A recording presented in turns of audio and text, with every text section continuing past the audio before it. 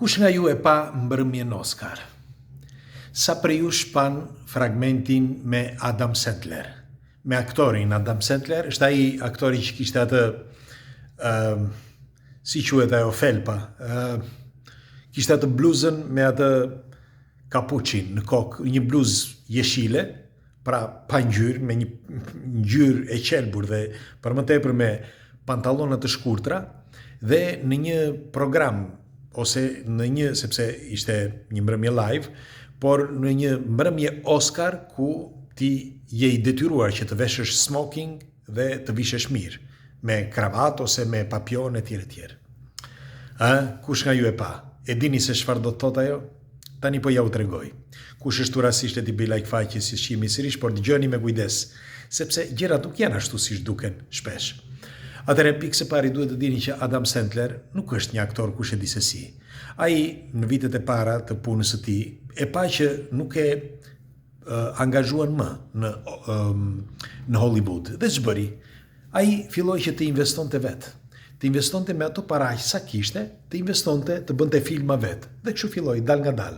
Por përveç se bënte filma vetë, filloi që të investonte edhe në fusha të tjera të jetës, dhe kjo e bëri një nga miliarderët më të mëdhenj që ka tani në Hollywood. Tani, pse po e them këtë? Sepse Adamit nuk i intereson fare se si vishet. Nuk i pëlqet fare se çfarë bëjnë hollywoodianët. Atij intereson që Hollywoodi t'i marr filmat e tij, t'i blej, ai Hollywoodi, Netflixi apo të tjerë. Kështu që e bën çdo gjë e bërën të qëllimshme. Sepse pas këtyre duhet që të dini që Hollywoodi ka filluar që disa të tjerë, jo direkt Hollywoodi, po mundojnë që ta shkatërrojnë Hollywoodin sepse janë pjesët më dha të parave që livrojnë. Dhe kështu që disa forca të tjera që nuk janë Hollywood kërkojnë që ta rrëzojnë dal nga dal. Po si do rrëzohet Hollywoodi?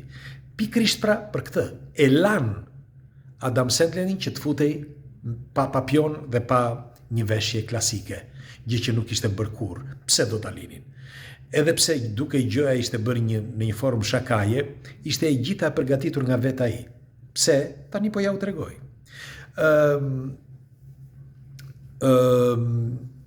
Prezantuesi i programit, pra i Oscarit, e ngacmoi. Por ndoshta këtë nuk mund ta imagjinojmë dot nëse e ngacmoi sepse dikush i kishte thënë, apo nëse i kishin thënë ata që organizuan vet Hollywoodi që të ngacmonte pikërisht atë. Pra të ngacmonte Adamin që pse ishte veshur në atë mënyrë. Pra pse ishte veshur pa shije dhe kishte ardhur pa një veshje klasike. Kështu që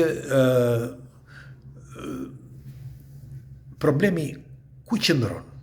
Tani, vet Adami, për mendimin tim, kishte bërë një pakt, si mund të quhet, me ata, me shoqërinë që nuk dua t'i them emrin e shoqërisë, sepse ndaj po mendohesha që të thoshja, por mos ta thoshja emrin e shoqërisë, por nuk po e them që për mos të bërë publicitet.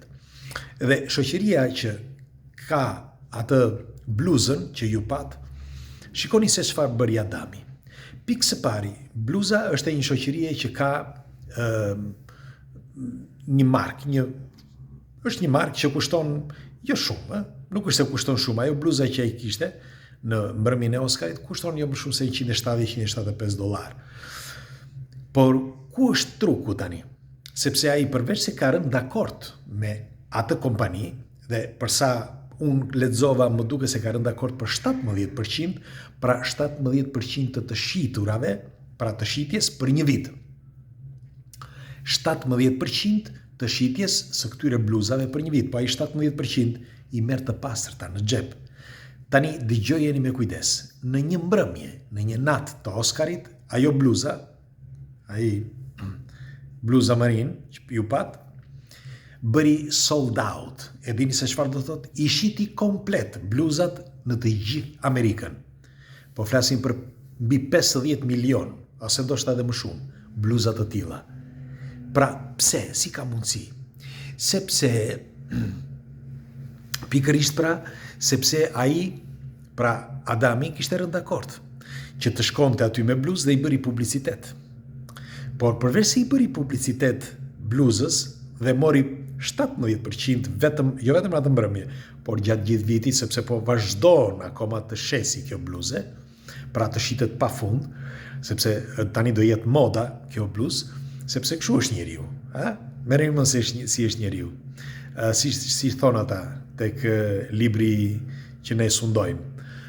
Ne hedhim gurin, thotë, dhe njerëzit thotë hidhen vrap që të blejnë sa më shumë, thotë, atë gurin që hodhëm ne. Dhe po thoshja, përveç kësaj, ai kishte edhe disa logo në bluzë. Të gjitha ato logot që ai kishte mbrapa dhe përpara, se cila për tyre ka paguar para. Kështu që ai në një natë të vetme nuk i pëlqiti fare ati që të shikonte apo të ishte pjesë të merrte Oscarin aty apo një çmim. Përse do i interesonte? Se ai në një mbrëmje të vetme, ai mund të ketë bërë mbi $5 milion, një mbrëmje e vetme. Vetëm se shkoi aty me pantallona të shkurtra, me shapka edhe me atë bluzën ashtu. Pra, bota nuk është ashtu siç duket, sepse ta bëjnë, pra ta servirin në atë formë që juve ju duket kështu. Bile, unë pas një video, sepse ajo ishte shkaku i kësaj video që po bëj unë, pas një video që tregonte të një djali me ngjyrë që ai kishte intervistuar pikërisht Adam Sandler, sot, pra dije sot. Dhe tregonte, e pyeste se çfarë kishte veshur. Dhe Adam i thot, kam veshur një palë atlete që e kam veshur kam një 3 muaj që i vesh, një palë tuta thot që i vesha sonte, për herë të parë, dhe këtë bluzën, tha, këtë tip gjakete që kam kështu, tha që e kam veshur një 2-3 herë. Po sa kushtojnë, i thot këtë gjitha? Sa mund të kushtojnë? Maksimum, i thot, $200 gjitha këto. Me një fjalë, ai një super miliarder nuk i pëlqet fare se si vishet. Përkundrejt atyre që u duket sikur bëjnë gjëra të mëdha, dhe çfarë bëjnë? Shkojnë dhe shpenzojnë para pafund për të patur një makinë të bukur, për të patur një veshje të bukur, për të veshur të fejuar në gruan apo ku ta diun me gjëra të kushtueshme, ose edhe vetë ata të kushtueshme, sepse njeriu kur nuk ka, bën sikur ka, dhe ai që ka, bën sikur nuk ka.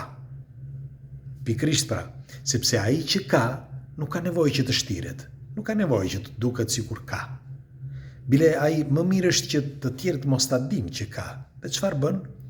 Ai rri gjithmonë nën hije, që mos ta shikojnë që ai ka të ardhura financiare, por t'i fshej ato. Dhe më bëri përshtypje vetëm makina, sepse ai ka 4-5 makina, me sa e di unë, pra Adam Sandler, dhe e pash që kishte 2 bodyguard, e kaq, normal që bodyguardët do t'i mbaj, por për sa i përket veshjes ti, më mirë ishin veshur bodyguardët se sa i vetë. Pra, me këtë dua të them që e para, njeriu nuk ka nevojë pse të shfaqet të duket sikur kështu si, nëse ai është me të vërtetë, i tregon vlerat e tij. Dhe tjetra, në qoftë se ju duket sikur mund të hyj dikush në një mbrëmje Oscar pa një veshje, pra pa një veshje klasike me kravatë apo papion, gaboni. Sepse pikërisht vetë ata e lanë që të futej aty. Por pyetja është, pse e bën kaq publike? Pra e bën për të mirën e tyre apo e bën për të keqen e tyre? E para njëherë që ata kush dha urdhër e bëri, mendoj unë, për të keqen, sepse duan që sot apo nesër të shkatërrohet imazhi, sepse dal nga dal po e bëjnë. E pat edhe Gene Hackman, së bashku me të shoqen e tij dhe me qenin që është vrarë, dal nga dal çdo gjë u dojq para disa muajsh Hollywoodi, dal nga dal do ta shkatërrojnë totalisht, sepse kështu bëhet, dal nga dal nuk mund ta bëjnë menjëherë. Dhe po thoshe që edhe në këtë rast e kanë lënë ai që dha urdhër, ose ata që kanë dhënë urdhër, e dhanë urdhër që duhet ishte ashtu. Kurse vetë Hollywoodi mendoi se me këtë do bënte një publicitet të madh për Hollywoodin, do flitej. Ja, ose e hodhën në formë shakaje. Megjithatë, pak rëndësi ka, sepse ai, Adam Sandler, bëri miliona $, për një natë, sepse i përgatiti, pra u ahodhi të gjithëve, e bëri në mënyrën e vetë.